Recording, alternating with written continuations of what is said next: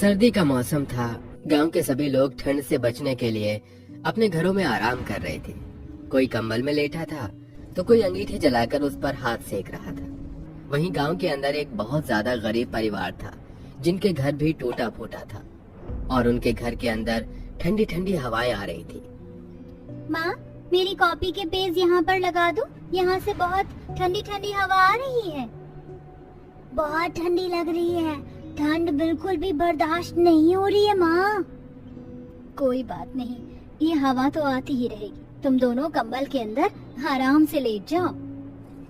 टूटे फूटे घर के अंदर कंबल भी फटा पुराना होता है जिसके अंदर ठंडी ठंडी हवा आती है और गर्माहट रुक नहीं पाती। माँ, मुझे बहुत जोरों से भूख लगी है, कुछ खाने को दे दो। हाँ माँ, बहुत जोरों से भूख लगी है। हाँ, बस तुम दोनों के लिए थोड़ी सी खिचड़ी बनाने ही जा रही हूँ। राशन के चावल रखे हैं। राधिका ऐसा कहकर रसोई में जाती है और डब्बे के अंदर से राशन वाले चावल में मूंग की दाल मिलाकर भिगो देती है, जिसके बाद वो खिचड़ी बनाने के लिए चूल्हा जलाना शुरू करती है। अरे क्या बात है, ये लकड़ी जलने का नाम ही नहीं ले रही। ओहो, अब मैं क्या करूं? राधिका इस प्रकार बहुत देर तक चूल्हा जलाती रहती है, लेकिन तभी उसका ध्यान लकड़ियों के ऊपर पड़ता है। वो लकड़ियाँ रात की ओस की वजह से भीग चुकी थी। ये क्या, ये सारी लकड़ियाँ तो पहले से ही गीली हैं और मैंने ध्यान ही नहीं दिया। लगता है रात को ज्यादा ठंड की वजह से ये गीली हो गई। अब मुझे जंगल से दूसरी लकड़ियाँ लानी होंगी खाना बनाने के लिए। राधिका कुदाल उठाती है और लकड़ियाँ काटने के लिए जंगल के पास पहुँच जाती है, जहाँ पर उसे कई सारे बैरियल दिखते हैं और साथ में पुलिस वाले भी।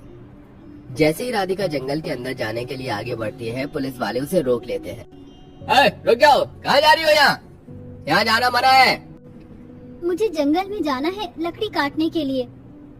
तुमने ये बात मुझसे तो बोल दी है, लेकिन बाकी के पुलिस वाले बहुत ज्यादा सख्त हैं। तुम्हें पता है लकड़ियाँ काटना कितना बड़ा जुर्म है? तुम्हें कितने सालों के लिए जेल हो जाएगी, इसके बारे में सोचा है? ये क्या बोल रहे हो आप? अगर हमारे पास लकड़ियाँ नहीं होंगी तो हम खाना कैसे खाएंगे?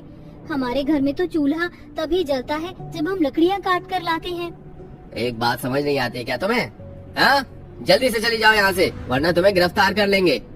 पुलिस के कहने पर राधिका वहाँ से चली जाती है, जिसके बाद वो घर लौटकर अपने बुझे हुए चूल्हे की तरफ देखती है। अब मैं करूँ तो क्या करूँ? अपने बच्चों को कैसे खाना खिलाऊं? अपने बच्चों के लिए राधिका पड़ोस में थोड़ी सी लकड़ियाँ मांगने जाती है, लेकिन कोई भी उसे लकड़ियाँ नहीं देता। कल तक अगर लकड़ियाँ मांगने आई होती तो मैं दे देती, लेकिन अब मैं कैसे दे दूं जब इतना बड़ा कानून आ गया है और अभी तो ठंड में हमें खुद लकड़ियाँ चाहिए। राधिका बहुत ज्यादा मायूस हो जाती है और वापस घर आ जाती है। उसके दोनों बच्चे भूख से बिलख रहे थे कि तभी उसका पति मजदूरी करके घर लौट आता है। क्या हुआ राधिका, बच्चे मायूस बैठे हैं? तुम भी बहुत मायूस हो। जब सुबह से बच्चों ने कुछ खाया नहीं है, उनका मुंह तो उतरा ही हुआ होगा ना। कल ही तो घर में राशन के चावल आए थे, फिर तुमने उन्हें खाना क्यों नहीं बना कर दिया? जंगलों के आसपास चारों तरफ बैरियर लगा दिए गए हैं और वहाँ पुलिस और फौजी भी खड़े हैं। कोई भी जंगल के अंदर गया तो उसे गिरफ्तार कर लिया जाएगा, क्योंकि अब से लकड़ियाँ काटना बहुत बड़ा जुर्म है। इससे वातावरण खराब होता है। अरे तुम भी ना लोगों की बातों में आ जाती हो। देखो कितनी ठंड हो रही है, बिना लकड़ियों के हमारा गुजारा नहीं होगा, घर में चूल्हा नहीं चल पाएगा। रुको, मैं ही लेकर आता हूँ लकड़ियाँ। विनोद जंगल जाता है जहाँ फौजी उसे भी भगा देते। राधिका, तुम बिल्कुल सही कह रही थी। अब मैं क्या करूँ? बच्चे तो पता नहीं कब से भूखे प्यासे बैठे हैं। फिर विनोद आसपास से वो छोटी मोटी रास्ते में पड़ी हुई लकड़ियों को बटोरता हुआ लेकर आता है और लाकर राधिका को दे देता है, जिसके बाद राधिका जैसे तैसे करके आधा कच्चा खाना चूल्हे पर पकाती है। ये खाना तो पका ही नहीं। पड़ोस की ममता के घर जाकर उनके गैस चूल्हे पर पका लो। राधिका ममता के घर जाती है। बहन, थोड़ा सा खाना पका दो हमारा।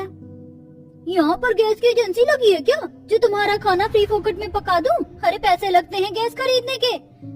बहन, मेरे बच्चे भूखे हैं, बस थोड़ा सा खाना पका दो। अरे बच्चे भूखे हैं तो एक गैस चूल्हा खरीद कर लाओ और यहाँ से चली जाओ। ममता राधिका के सामने ही दरवाजा बंद कर लेती है। बेचारी राधिका वापस घर आ जाती है।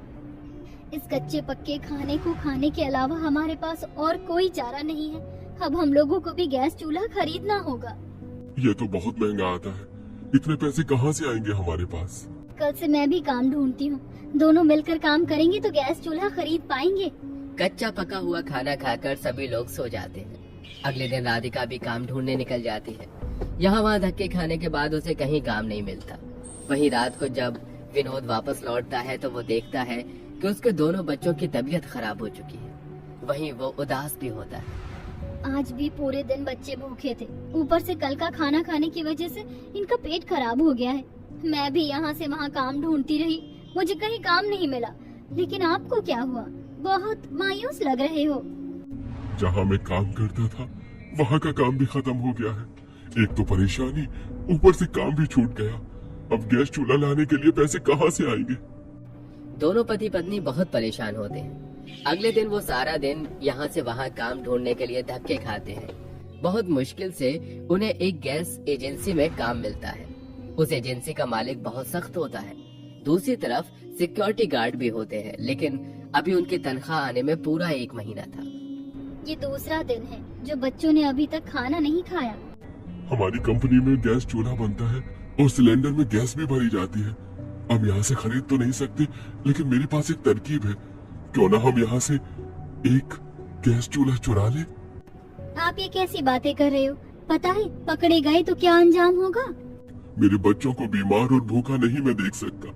राधिका, मुझे समझने की कोशिश करो, मेरा साथ दो, हम चालाकी से गैस चूल्हा चुरा लेंगे। विनोद और राधिका दोनों अपनी ही कंपनी में गैस चूल्हा चुराने की प्लानिंग करते हैं। एक रात वो दोनों कंपनी में पहुंच जाते हैं और बहुत ही सावधानी से गैस चूल्हा चुराकर भागने की कोशिश करते हैं, लेकिन सभी सिक्योरिटी गार्ड उन दोनों पति पत्नी को पकड़ लेते हैं और बहुत बुरी तरह मारते पीटते हैं। उनमें से एक सिक्योरिटी गार्ड कंपनी के मालिक को फोन कर देता है। तुम दोनों पति पत्नी अभी ही तो इस कंपनी में आए थे, अच्छा खासा काम भी कर रहे थे, फिर तुमने चोरी क्यों की? चंद पैसों की चीज की वजह से तुम्हारा क्या हाल हुआ है, देखा है तुमने? राधिका और विनोद दोनों ही फूट फूट कर रोने लगते हैं, जिसके बाद वो दोनों अपनी मजबूरी के बारे में शेखर को बताते हैं। मुझे लगा ही था कि इतनी मामूली सी चीज के लिए अगर कोई इतना बड़ा कदम उठा रहा है तो उसके पीछे कोई मजबूरी ही रही होगी। अगर तुम मुझसे आकर मदद मांगते तो मैं तुम्हारी मदद जरूर करता। ऐसा कहकर शेखर वहाँ से चला जाता है, जिसके बाद सिक्योरिटी गार्ड राधिका और विनोद को जाने देते हैं। अगले दिन शेखर उन दोनों को अपनी कंपनी में दोबारा बुलाता है। मेरी तरफ से तुम्हें ये गैस चूल्हा मुफ्त में दे रहा हूँ ताकि तुम्हारे बच्चे भूखे प्यासे न रहे, और हाँ, इसी के साथ तुम यहाँ नौकरी भी कर सकते हो। ये सुनकर दोनों पति पत्नी बहुत खुश होते हैं। राधिका कंपनी में काम करने के बाद गैस चूल्हा घर पर लेकर आती है और उस पर अपने दोनों बच्चों के लिए अच्छे से खाना बनाती है और उन्हें खिलाती है। उस दिन के बाद से दोनों पति पत्नी गैस एजेंसी में काम करते हैं और अपने घर की परेशानियों को धीरे धीरे ठीक कर लेते हैं। वो ठंड से बचने के लिए अपने बच्चों के लिए नए स्वेटर, नया कंबल और एक हीटर भी लेकर आते हैं।